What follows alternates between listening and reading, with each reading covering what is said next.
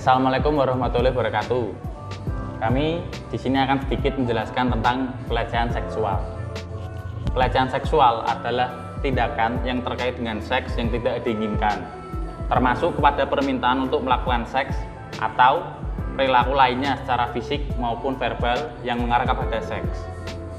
Maraknya pelecehan seksual di belakangan ini menjadikan semakin banyak orang juga sadar terhadap kasus pelecehan seksual.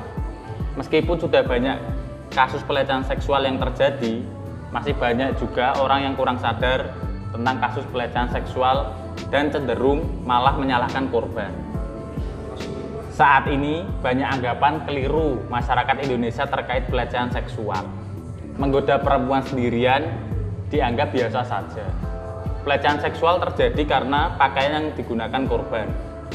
Meningkatnya kasus pelecehan seksual di Indonesia dan kurangnya kesadaran masyarakat adalah sebuah masalah yang menurut kami penting untuk dibahas. Banyaknya masyarakat yang menganggap bahwa kasus pelecehan seksual disebabkan oleh korban itu juga perlu untuk diluruskan. Selain itu, banyak pula masyarakat yang menganggap pelecehan seksual hanya dapat dialami oleh perempuan. Padahal laki-laki pun juga bisa menjadi korban dari pelecehan seksual.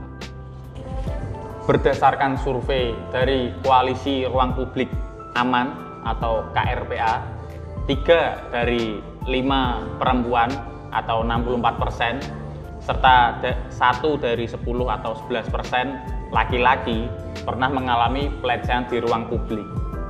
Survei ini dilakukan mulai dari 25 November hingga 10 Desember dan melibatkan 62.224 responden. Selain itu, data yang dikutip dari BBC Indonesia juga mematahkan stigma bahwa masyarakat pelecehan seksual hanya dialami oleh orang yang berpakaian terbuka atau ketat. Buktinya, 18% korban pelecehan seksual menggunakan rok dan celana panjang, 16% menggunakan baju berlengan panjang, 17% menggunakan hijab, 14% menggunakan seragam sekolah dan baju longgar. Lalu ada pun juga yang mengatakan bahwa pelecehan seksual dialami karena korban keluar pada malam hari.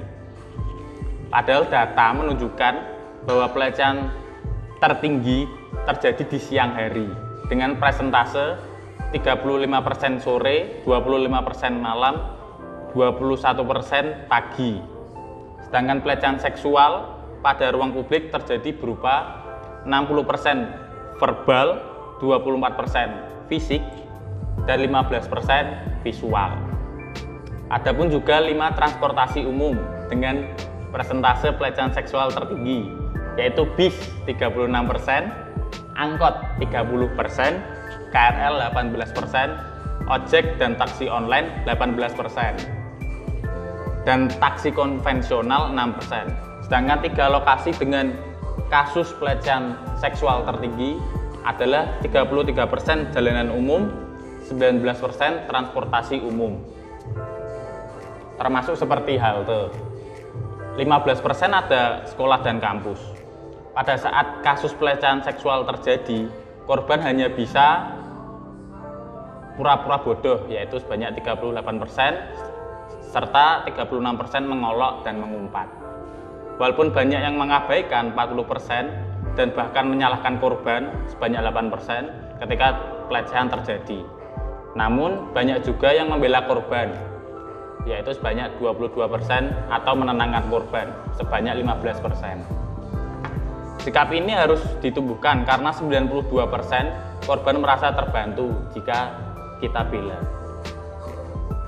Kesimpulannya, nyatanya stigma masyarakat tentang pelecehan seksual yang terkesan memojokkan korban berbanding terbalik dengan data dan fakta yang ada di lapangan. Dengan adanya data dan korban pelecehan seksual yang mengungkap fakta di lapangan juga sangat membantu untuk meluruskan stigma masyarakat yang selama ini salah tentang kasus pelecehan seksual ini. Sekian dari kami. Wassalamualaikum warahmatullahi wabarakatuh.